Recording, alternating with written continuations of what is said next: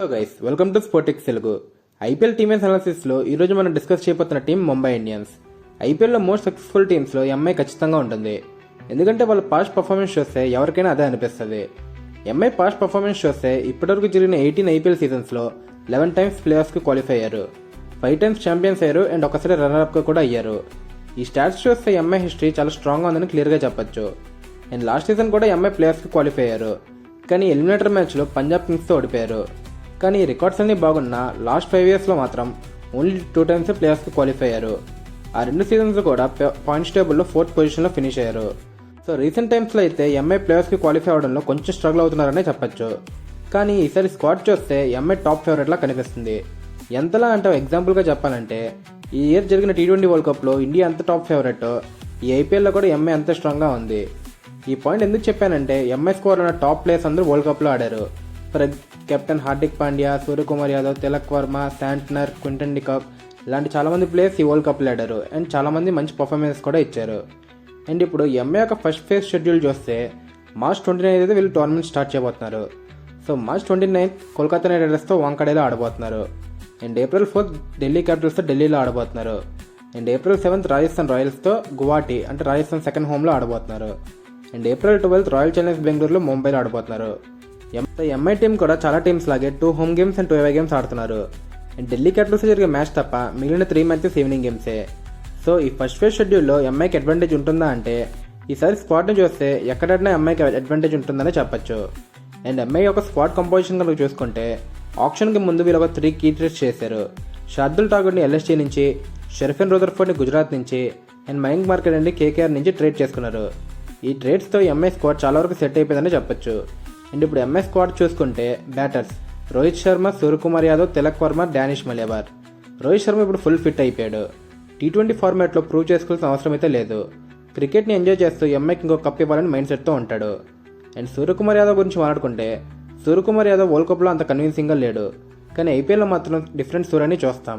తిలక్ వర్మ గురించి మాట్లాడుకుంటే talented player, world కప్లో మంచి ఫామ్లో ఉన్నాడు. స్ట్రైక్ రేట్ ఇష్యూస్ ఉన్న డెత్ ఓవర్స్లో కూడా పవర్ హిట్టింగ్ చేయగలని ప్రూవ్ చేశాడు. అండ్ డానిష్ మలేబార్ గురించి మాట్లాడుకుంటే Vidarbha player, just 22 years, super talent ఉంది. ఈ నేమ్ని గుర్తుపెట్టుకోండి, 2 to 3 ఇయర్స్లో ఇండియాకి ఆడతాడు. అండ్ వికెట్ కీపర్ సెక్షన్లో కనుక చూసుకుంటే Quinton de Kock, Ryan Rickelton and Robin Minz. De Kock and Rickelton గురించి అందరికీ తెలిసిందే. రికల్టన్ మంచి ఫామ్లో ఉన్నాడు. బిగ్ నాక్స్ ఆడకపోయినా 25 to 30 ప్లస్ అయితే కన్సిస్టెంట్గా స్కోర్ చేస్తాడు. డికాక్కి లాస్ట్ ఐపీఎల్ సీజన్ కూడా అంత గ్రేట్గా లేదు. అండ్ వరల్డ్ కప్లో కూడా టచ్ ఉన్నట్టు అనిపించిన యావరేజ్ పర్ఫార్మెన్సే వచ్చింది. సో ఈసారి డికాక్ ఎలా ఆడుతుందని చూడాలి. లెవెన్లో ఫస్ట్ డికాక్కి ప్లేస్ ఇవ్వచ్చు. అండ్ అప్పటికీ ఫెయిల్ అయితే అప్పుడు రికల్టన్ని ట్రై చేయొచ్చు. అండ్ రాబిన్ విన్స్ గురించి మాట్లాడుకుంటే డొమెస్టిక్లో బిగ్ పవర్ హిటర్ అనే ట్యాగ్ అయితే ఉంది, కానీ ఈసారి డొమెస్టిక్లో కూడా అంత గ్రేట్ ఇన్నింగ్స్ అయితే రాలేదు. లాస్ట్ ఇయర్ ఎంఐకి 1 or 2 మ్యాచెస్ సెలెక్ట్ కానీ ఫెయిల్ అయ్యాడు. అండ్ ఆల్రౌండర్ సెక్షన్స్లో captain Hardik Pandya, Will Jacks, Mitchell Santner, Naman Dhir, Corbin Bosch, Sherfane Rutherford, Atharva Ankolekar, Raj Bawa, Mayank Rawat. Hardik Pandya world కప్లో blow hot blow cold type performance ఇచ్చాడు. ఐపీఎల్లో ఎలా పర్ఫామ్ చేస్తాడో చూడాలి. విల్ జాక్స్ సూపర్ ఫామ్లో ఉన్నాడు. ఈసారి ప్లేయింగ్ లెవెల్లో పక్కా ఉంటాడని అనిపిస్తుంది. అండ్ రూదర్ఫోర్డ్ వరల్డ్ కప్లో అండ్ దానికి ముందు జరిగిన SA20 అయితే సూపర్ ఫామ్లో ఉన్నాడు. టీంకి కీ ప్లేయర్ అయితే అవ్వచ్చు. And Corbin Bosch and Santner గురించి మాట్లాడుకుంటే బ్యాటింగ్ అండ్ బౌలింగ్తో టీంకి మంచి వాల్యూ యాడ్ చేస్తారు. వాళ్ళ రోల్ ఎలా ఉంటుందనేది చూడాలి. అండ్ మిగిలిన ప్లేయర్స్ అందరూ మోస్ట్లీ బ్యాకప్ ఆప్షన్స్ అనే చెప్పొచ్చు. అండ్ బౌలర్స్ గురించి మాట్లాడుకుంటే Jasprit Bumrah, Trent Boult, Deepak Chahar, Ashwani Kumar, Allah Ghazanfar, Shardul Thakur, Mayank Markande, Raghu Sharma and Mohammad Izhar. బౌలింగ్లో కూడా ఎంఐకి మంచి బ్యాలెన్స్ ఉంది, కానీ కొన్ని కన్సర్న్స్ అయితే ఉన్నాయి. అవి ఏంటో అనేది వీక్నెస్ సెక్షన్స్లో చెప్తాను. అండ్ ఇప్పుడు probable playing eleven of Mumbai Indians కనుక చూస్తే ఓపెనర్స్గా Rohit Sharma and Quinton de Kock.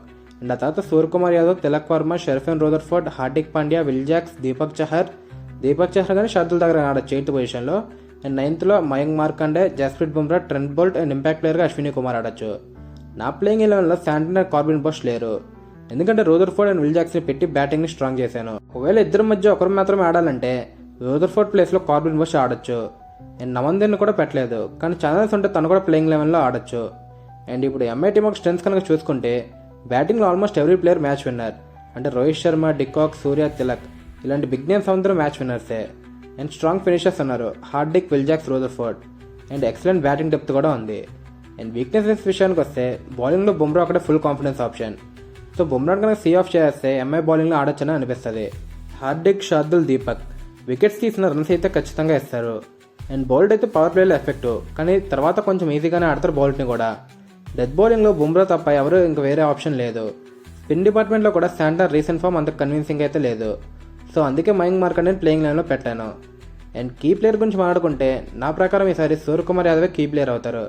చాలామంది అగ్రీ కాకపోవచ్చు, కానీ సూర్య ఐపీఎల్లో డిఫరెంట్ బీస్ట్ అనే చెప్పొచ్చు. ఎంఐలో ఆడితే ఇంకా అగ్రెసివ్గా ఆడతాడు. 25 to 30 రన్స్ అయితే ఈజీగా వస్తాయి. ఎర్లీగా అవుట్ అవడానికి కాన్ఫిడెన్స్ అయితే ఉంది. అండ్ బెంచ్ స్ట్రెంత్ విషయానికి వస్తే బ్యాటింగ్లో ప్రాపర్ బ్యాకప్స్ లేవు. ప్లేయింగ్ లెవెల్లో ఉన్న ప్లేయర్స్కి రీప్లేస్మెంట్ దొరకడం కష్టమనే చెప్పొచ్చు. అండ్ బౌలింగ్లో కూడా బెంచ్ స్ట్రెంత్ ఇన్ఎక్స్పీరియన్స్ అనే చెప్పొచ్చు. అండ్ ఫైనల్ డొడిక్ ప్లే ఆఫ్ విషయానికి వస్తే ముందు చెప్పినట్టు ఈసారి ఎంఐ ఫుల్ ఫేవరెట్స్. ఆల్మోస్ట్ అన్ని బాక్సెస్ స్టిక్ చేశారు. ఆన్ఫీల్డ్ పర్ఫార్మెన్స్ కన్సిస్టెంట్గా ఉంటే ఖచ్చితంగా ప్లే ఆఫ్స్కి ఎంఐ ఒక స్పాట్ అయితే ఉంటుంది. సో మీ ఒపీనియన్ ఏంటి గైస్? ఎంఐ ఈజీగా ప్లే ఆఫ్స్కి వెళ్తుందా లేదా స్ట్రగుల్ అవుతుందా? మీ ఒపీనియన్ కమెంట్స్లో చెప్పండి. వీడియో నచ్చితే లైక్ షేర్ అండ్ సబ్స్క్రైబ్ చేసుకోండి.